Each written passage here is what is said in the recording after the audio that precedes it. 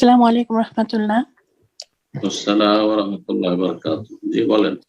শায়েখ, আমি একটা হাদিসের ব্যাপারে জানতে চাচ্ছি, খুব কনফিউশন এটার ব্যাপারে, যে এই হাদিসটা যে 40 দিন করে যে 120 দিনে বাচ্চার শরীরে যখন রূহ প্রবেশ করানো হয় তখন তার 4টি বিষয় লিখে দেওয়া হয় বলা হয়েছে, যে বয়স, রুজি, তার কাজ এবং সে জান্নাতি না জাহান্নামী, এটা লিখে দেওয়া হয়। তো প্রশ্ন হলো, যদি একটা শিশু শরীরে জান্নাতি না জাহান্নামী লিখেই দেওয়া হবে, তাহলে সে যদি জান্নাতে যায় বা জাহান্নামে যায় সেটা তো তাকে লিখেই দেওয়া হয়েছে, তাহলে এটা কেন, মানে এটা কিভাবে ব্যাখ্যা করবো এটাতে? আল্লাহ রাব্বুল আলামিন ভবিষ্যৎ সব জানছেন না জানছেন না? সব জানছেন, তাই না?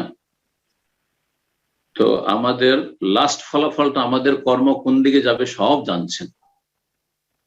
আমাদের মতো না, মানুষের মতো না যে 1 সেকেন্ড পরে কি হবে তাও জানি না। বোঝা গেছে? তো আল্লাহ রাব্বুল আলামিন আমার আপনার কর্ম অনুযায়ী ফলাফলটা অগ্রিম লিখে রেখেছেন।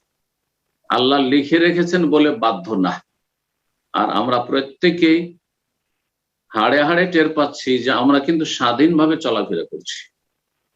আমাদের তকদিরে লেখাও আছে স্বাধীনভাবে, এই যে হাত উঁচা করলাম, নামাইলাম, কথা বললাম, এই যে আবার চুপ হয়ে গেলাম, আমি কিন্তু স্বাধীন। আমি আলহামদুলিল্লাহ বলছি, সুবহানাল্লাহ বলছি। কেউ পাপ করছে জবান দিয়ে, মিথ্যা কথা বলছে, হ্যাঁ, কেউ কাউকে গাল দিচ্ছে, স্বাধীনভাবে কিন্তু। তো আল্লাহ রাব্বুল আলামিন আমাদের হিসাব নেবেন আমাদের কর্মের। ভালো কর্ম হলে উত্তম প্রতিদান দেবেন, আর খারাপ কর্ম হলে তার উচিত শাস্তি দেবেন। তো একজন মানুষ যখন পৃথিবীতে আসলো, আসার পরে যে কর্মগুলি করলো সবগুলি কিন্তু স্বাধীনভাবে করে না।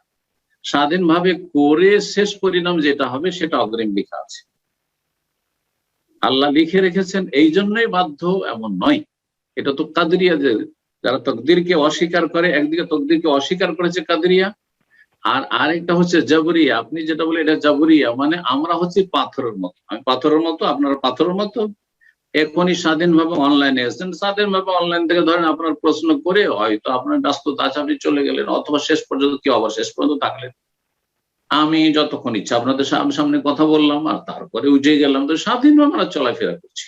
আমাদের আল্লাহ স্বাধীনতা দিয়েছেন, কিন্তু আমাদের চাওয়া এবং আমাদের স্বাধীনতা, আমাদের ক্ষমতা আল্লাহর ক্ষমতার আওতাভুক্ত। ওমা তাশাউনা ইল্লা ইয়াশা আল্লাহ রাব্বুল আলামিন। একটা ছোট্ট উদাহরণ দিয়ে বুঝাই। আল্লাহ রাব্বুল আলামিন তকদির লিখে দিয়েছেন, সেজন্য সব দোষ আল্লাহর উপর চাপিয়ে দিলেন। অথচ আল্লাহ আলিমুল গায়ব ওয়াশ শাহাদা, দৃশ্য অদৃশ্য, ভবিষ্যৎ অতীত বর্তমান সব আল্লাহ জানছে। একটা ডাক্তার তো 1 মিনিট পরে কি হবে জানেন না। তারপরও ভালো কোনো ডাক্তার কাছে আমরা যখন সিরিয়াস কোনো রোগীকে নিয়ে যাই চিকিৎসার জন্য, সে হয়তো বাঁচবে না। আমরা কিন্তু জানি না যে বাঁচবে না, এই রোগী ভালো হবে না। ডাক্তার ভালো করে চেক আপ করার পরে বলে যে যান, একে ভালো করে যান, খাওয়া দাওয়া করান, আর একে বাড়ি নিয়ে চলে যান, একে রেখে খরচ করে লাভ নাই, ভালো হবে না। এ খুব বেশি যদি বাঁচে 10টা দিন বাঁচবে, অথবা 3 দিন বাঁচবে। আর দেখা গেল যে 10 দিন অথবা 3 দিনে যে কয়দিন ডাক্তার বলেছিল সে কয়দিনে মারা গেল। এখন আমরা এই ডাক্তার উপর দোষ চাপাবো যে এই ডাক্তার তোমার বলার কারণে আমার রোগীটা মারা গেল?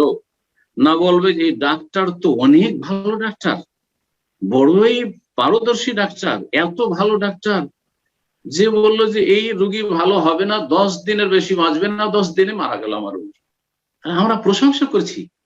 মানুষ যার সীমিত জ্ঞান এবং সে যন্ত্রপাতি দিয়ে পরীক্ষা করছে আর একটা অনুমান ভিত্তিক কথা বলছে, সেটা হয়ে যাচ্ছে, তার কত প্রশংসা করছে। আজকে যারা আবহাওয়া দপ্তর তারা বলছে এই সব পরীক্ষা করে, তার পরীক্ষার ভিত্তিতে এমনি নয় যে গায়েব জানছে যে আকাশের পরিস্থিতি, আবহাওয়ার পরিস্থিতি এইরকম, সুতরাং আগামীকালকে প্রচন্ড বৃষ্টি হতে পারে, অথবা ঝড় তুফান হইতে পারে, আর তা হয়ে যাচ্ছে। তখন তাদের প্রশংসা করছি বৈজ্ঞানিক। আর রব্বুল আলামিন যিনি সবকিছুর মালিক, সমস্ত ইলমের মালিক, ওয়ালিল্লাহি গায়বুস সামাওয়াতি ওয়াল আরদ, আসমান জমিন সমস্ত অদৃশ্যের জ্ঞানী আল্লাহ রব্বুল আলামিন, তার প্রশংসা না করে তারপর দোষ চাপাচ্ছেন। আল্লাহ যেন তকদির বিষয়টি বুঝার তৌফিক দান করে। তকদিরের উপর আলোচনা তো অনেকেরই হয়তো আছে, কিন্তু আমার কয়েকটি আলোচনা আছে, শুনবেন। আমি একবার জেদ্দায় অনেক আগে 2000 3 অথবা 2 এর দিকে একটা তকদির আলোচনা করেছিলাম। সেখানে বাংলাদেশ এমবাসির একজন সিনিয়র অফিসার, ডিপ্লোম্যাটিক ব্যক্তি বসেছিলেন, তিনি রাষ্ট্রদূতের পরেই যার স্থান, এবং তকদির আলোচনা শোনার পরে উনি 5 মিনিট কথা বলেছেন যে আমি জীবনে তকদির সম্পর্কে এরকম কোন আলোচনা শুনিনি, আর তকদির সম্পর্কে আমার ক্লিয়ার কোনো ধারণা ছিল না। আজকে বুঝতে পারলাম যে তকদিরটা কি জিনিস। তো এই আলোচনাগুলি একটু শুনবেন পুরো। এই যে 5 মিনিট 2 মিনিটের কাটিং শুনছেন আর মনে করছে ইসলামের অনেক কিছু শিখে গেলাম, এই দিয়ে ইসলাম শেখা যায়। ইসলামের জন্য ভালো ইসলামিক বই পুস্তক পড়তে হবে, অথবা ভালো স্কলারদের পুরো একটা লেকচার 1 ঘন্টা 1.5 ঘন্টার শুনতে হবে, তাহলে সেই বিষয় সম্পর্কে সম্মুখ আপনার জ্ঞান হাসিল হবে। আল্লাহ যেন তৌফিক দান করে। জাযাকুমুল্লাহ খাইর।